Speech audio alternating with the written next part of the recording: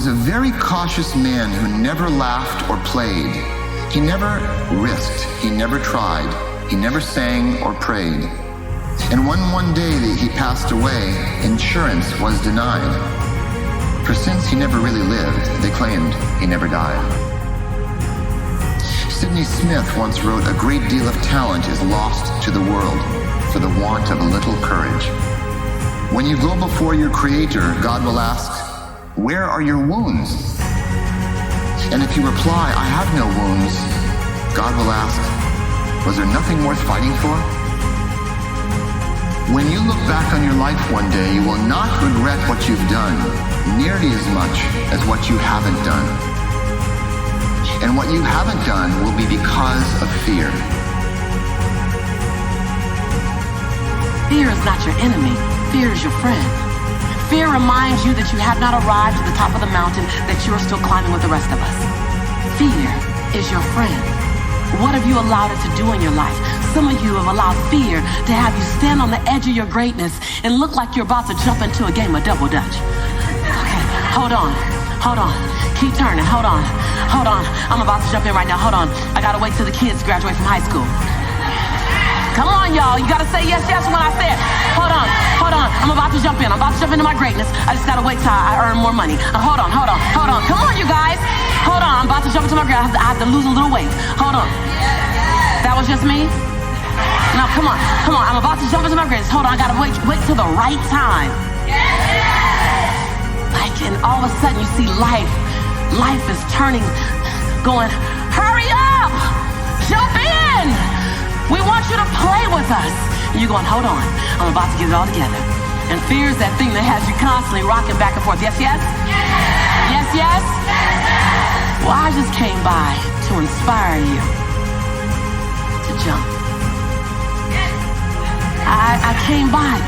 Fear is the willingness to hold concern, question, and doubt in one hand. But courage is the willingness to hold passion in the other.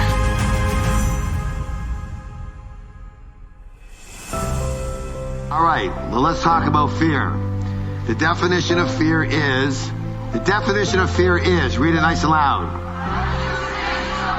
Anticipation of what? Pain. What is anticipation? Past, present, or future? Future. Is future real or is it imagined? It's imagined. It's not real. Let's do an experiment to test this out. Are you ready to play? Will you play 100%? Great. Raise your hand tomorrow. What's the problem? That's right. The problem is tomorrow does not exist. Tomorrow does not exist in reality. It only exists in your head, in your imagination. Yes or yes? Same with fear. It only exists in your mind. So, your mind has a very specific job. And its job is survival. What is it? Excellent. Survival. And therefore, its primary role in life is protection. So, your mind is like the sentry on a ship. Who can tell you what's the sentry's job? Yes, to be the lookout, to warn of danger. And that's why your mind is constantly scanning and watching for what's wrong and what could go wrong in any situation. Why do we always look for what's wrong? Because it's out of protection. Finding what's right doesn't really help in protection, does it? It helps you grow, but it doesn't help protective-wise. Your mind is not your best friend when it comes to growth and expansion and happiness and success. I'm sorry. In fact, it could be your worst enemy because it has a job to do and it does it really well, and that is simply to protect you. What's wrong? What could go wrong? What could go wrong? Oh, I'm going to stop. No, don't say that because I don't know. This is a problem. This is a problem. It doesn't look for what's right. It doesn't look for how I'm going to make it. Then how I'm going to create it. No, problem. It wants to do a good job and it wants to feel important, so it's always screaming, look out, be careful, trouble over here, trouble over there. Meanwhile, everything is just fine. How many of you had some situations that you were in that you're overwhelmed with fear? You didn't know how you're going to come out, how you're going to survive, and you did. You survived and you didn't die. Raise your hand if you survived, all right? So what you got to do, whatever that was, whatever that state of consciousness, whatever that self-confidence that you had, however you stood up within yourself, here's what we know: you survived. Here's what we know: you're still here. You didn't die. Hello, you did not die. You didn't die. You hear that?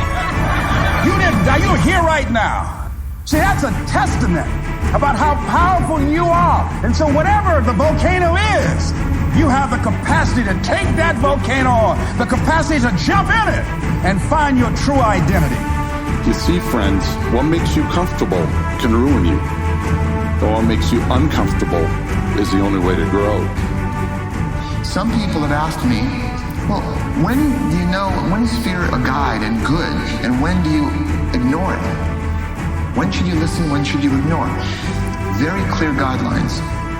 When you fear something objective, fear or risk to the physical body, when you may be injured or killed in a situation, listen to the fear. It's going to guide you.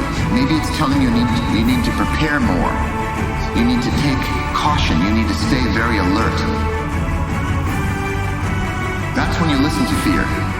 When there's a risk to your physical body, that's objective fear. When you have subjective fear, and the fear is psychological, I'm afraid of being embarrassed, I'm afraid of being ashamed, I'm afraid of being ridiculed, I'm afraid of looking like a fool, that's when you cut through it and do it anyway. That's where the growth lies. Courage is not the absence of fear, it's the conquering of it. You can't even show courage unless you're afraid. And the greater the fear before you do something, the greater the elation and the expansive growth afterward. Guess what? You're going to make some mistakes. You're going to make a lot of mistakes. Guy said this, and it's true. He said the person who has never made a mistake hasn't done anything. And you're going to make some mistakes if you want to do something out here. You're going to fall flat on your face. You're going to be criticized when you come out into the arena called life. You're going to feel awkward and stupid and dumb sometimes. It goes with the territory. But it's okay. So I just stopped by to ask, are you willing to redesign and to up-level the design, the experience called you? What would you do if you knew you couldn't fail? How big would you play if you knew that you could survive any heartbreak, any breakdown, any betrayal? What would you do if the things that you were afraid of you knew were absolutely nothing? They were all opportunities for you to get stronger in your faith, stronger in your resiliency. What would you do? Who would you love? How big would you play? Where would you leap? And the bigger question is, how would the world benefit differently? How would the world benefit differently because who you've decided to be? How would the world be a better place to live because fear didn't have you standing on the edge? What would you do if you were told that you get to do it afraid? That you don't have to wait for the fear to leave? That when you get in action, the fear has to dissipate into the nothingness that it always was?